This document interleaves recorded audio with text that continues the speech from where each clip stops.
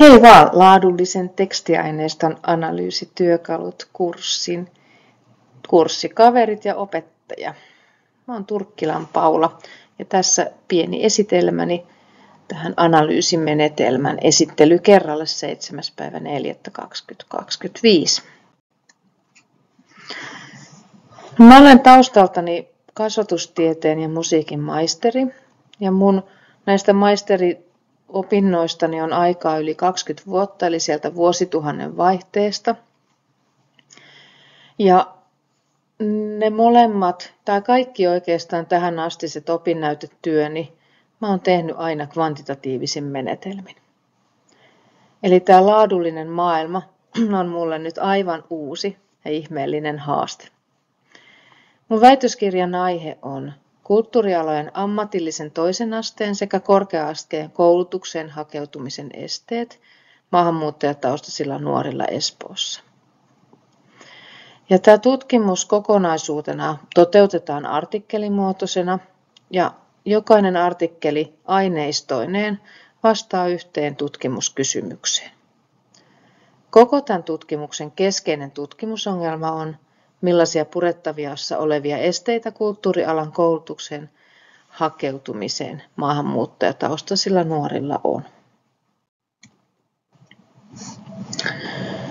No nyt sitten tämä artikkeli, johonka olen kerännyt ja olen keräämässä paraikaa haastatteluaineistoa, vastaa tutkimuskysymykseen kulttuurialan kouluttajien sekä toisen asteen ja perusasteen opinto-ohjaajien tavat ja mahdollisuudet edistää maahanmuuttajataustaisten nuorten hakeutuvuutta kulttuurialojen koulutuksiin.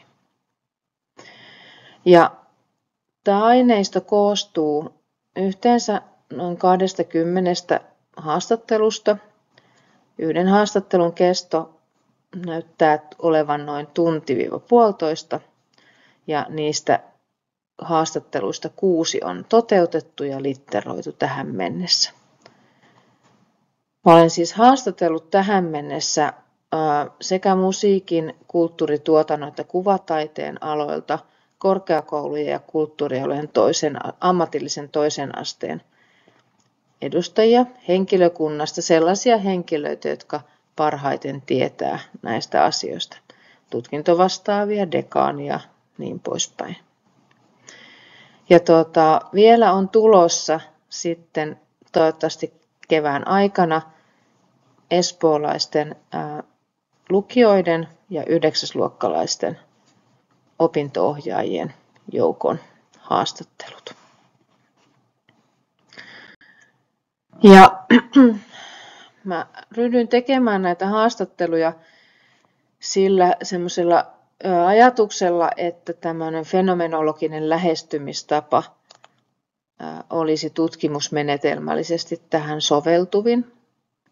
Mä en tunne tätä menetelmää vielä kovin hyvin, mutta ajattelen, että tämä siihen sopisi, koska siinä analysoidaan sitä aineistoa keskittymällä siihen, mitä ne osallistujat haastateltavat itse kuvailee, miten ne kuvailee tätä ilmiötä, mitä tutkin. Ja siitä aineistosta pyritään luomaan tätä ilmiöä kuvaavia kategorioita.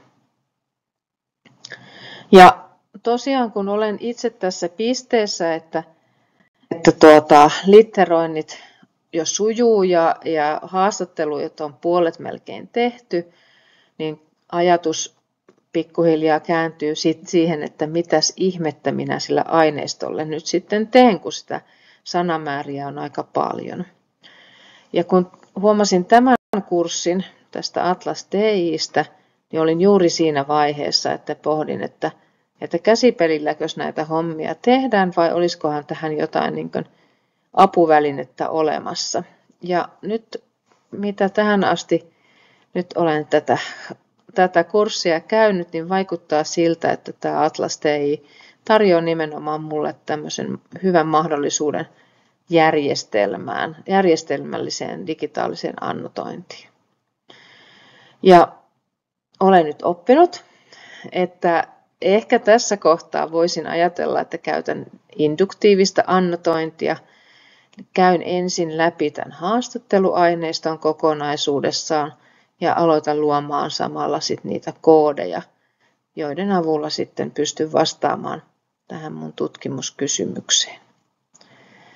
Niistä koodeista sitten muodostuu pikkuhiljaa kategorioita ja teemoja. Ja mitä sitten tapahtuu onkin sitten seuraava asia.